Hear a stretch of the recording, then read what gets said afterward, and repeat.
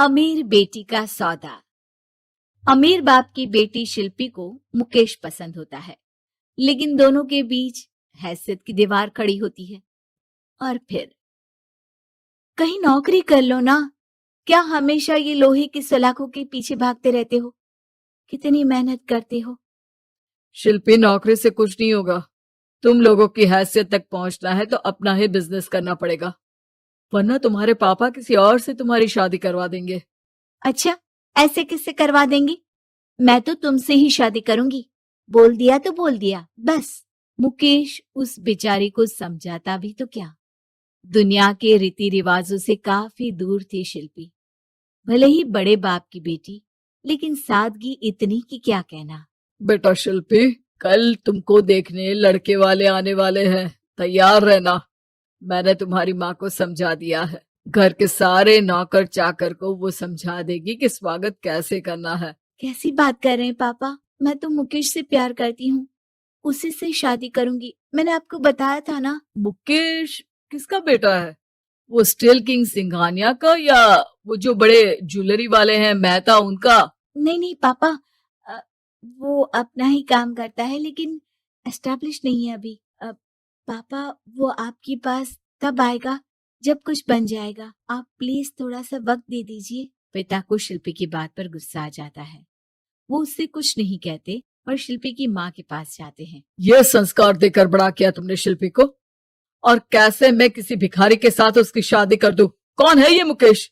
मैं जानती हूँ, बड़ा ही होनहार लड़का है।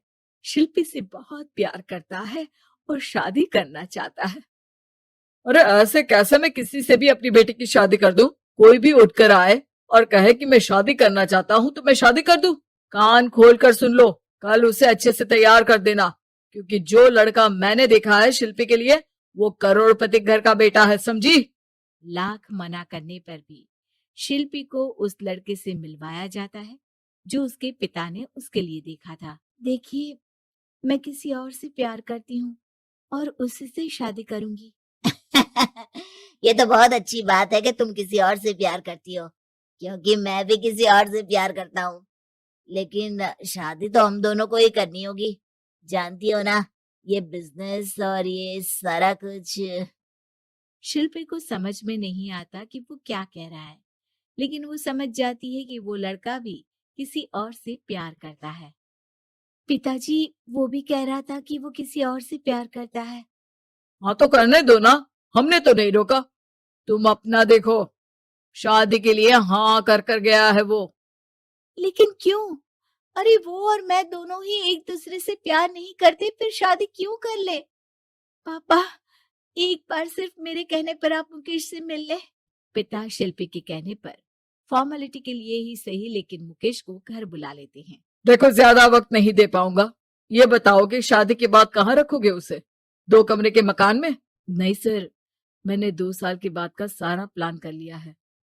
मैंने आयरन इंडस्ट्री खड़ी करने के लिए पूरा ब्लूप्रिंट तैयार किया है। मेरी खुद की जगह है दादाजी की। बस थोड़ा फंड का अरेंजमेंट हो जाता तो काम शुरू कर देता। अच्छा, मतलब तुम यहाँ फंड रेज करने आए हो? मुकेश समझ जाता है कि उसके पिता शिल्पी की शादी उससे कराने के मूड में नहीं है। फंड आप कभी दे भी नहीं पाएंगे मुझे तो सिर्फ शिल्पी चाहिए। मैं उसके बिना नहीं रह सकता सर। मैं उसे बहुत खुश रखूंगा। वो तो हर पति का धर्म होता है। वो तो मैं किसी से भी उसकी शादी करा दूं, वो उसे खुशी रखेगा। लेकिन देखो, मैं ज्यादा बात को घुमाना नहीं चाहता। वो बड़े घर की लड़की है, उसे काम काज की आदत नहीं। अभी वो समझ नहीं रही, लेकिन तुम तो समझो। मैं किसी भी हालत में शिल्पी की शादी तुमसे नहीं करवा सकता। मुकेश पिता से लाख मन्नतें करता है, लेकिन वो नहीं मानते। शिल्पी की शादी उस अमीर लड़के से हो जाती है। शादी के बाद क्या हम लोग मेरी माँ के घर चले? मुझे उन लोगों की बहुत याद आ रही है। हाँ हाँ, जाओ जाओ। वैसे भी आज मैं अपनी गर्लफ्रेंड के साथ मसूरी जा रहा हूँ, तुम जा सकती हो। कैसी बात कर रहे हैं? अब हम लोगों की शादी हो गई है, आप कैसे किसी और लड़की के साथ जा सकते हैं? अरे मैंने तो तुम्हें शादी के पहले ही बता दिया था कि मेरी कुछ गर्लफ्रेंड्स है। अब प्लीज ये टिपिकल बीवी वाला रोना धोना शुरू मत कर देना। शिल्पी पिता के घर जाती है और माता पिता को सारी बात बता देती है। इतना गंदा इंसान निकलेगा, मैंने तो सोचा ही नहीं था। अरे क्यों कराई मेरी फूल जैसी बेटी की शादी ऐसे घर में। और तो क्या हो गया, शुरू शुरू में हर घर में ऐसा होता है, धीरे धीरे ठीक हो जाएगा। और वैसे भी उन लोगों के साथ हम लोगों की एक बड़ी डील फाइनल हुई है, समझी। उन लोगों से रिश्ता बनाकर रखो, तभी पैसों की बारिश होगी। पापा, अब समझ में आया कि आपने मेरे साथ ऐसा क्यों किया। मुकेश आपके सामने गिड़गिड़ा कर गया कि वो मुझे बहुत खुश रखेगा, लेकिन आपने मेरी शादी एक ऐसे लड़के से करा दी जो किसी और लड़की से प्यार करता है और शादी सिर्फ समझौते के लिए कर रहा है। पापा, मैं जा रही हूँ, लेकिन इस घर में कभी पैर भी नहीं रखूंगी। आपने मुझे सामान की तरह इस्तेमाल किया।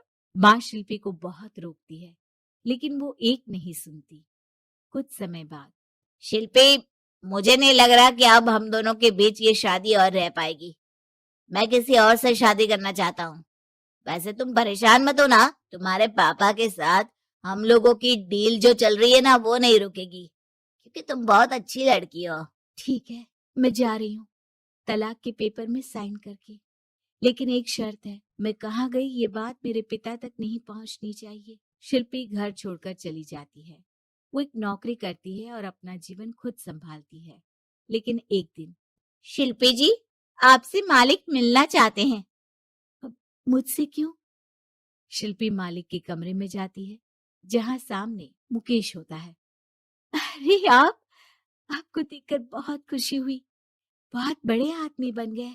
थैंक्स, पर तुम्हें नौकरी करने की क्या जरूरत पड़ गई। मैंने तो सोचा भी नहीं था कि तुम मेरी शिल्पी होगी। तभी वहां शिल्पी के पिता आ जाते हैं। शिल्पी, तुम्हारे बारे में माँ से पता चला। घर चलो बेटा, मुझे माफ कर दो। मुकेश, मैं यहाँ अपनी कंपनी के काम के लिए आया हूँ। तुम्हारी कंपनी की डील अगर हमें नहीं मिली तो हम बर्बाद हो जाएंगे। वैसे अब तुम चाहो तो शिल्पी की शादी मैं तुमसे कराने को तैयार हूँ।